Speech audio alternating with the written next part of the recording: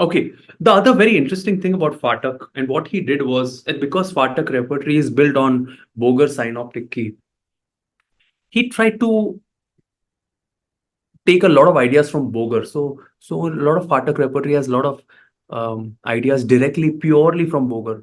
And he put some very interesting mind rubrics. For example, there is this rubric that explains sepia in so much depth. See this rubric: affection stifled, and this is sepia.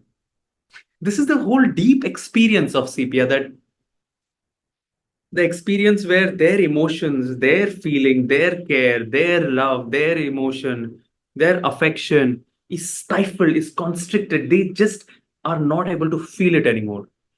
This is the exact deep experience of sepia. So many such hidden gems are there in Phatak repertory.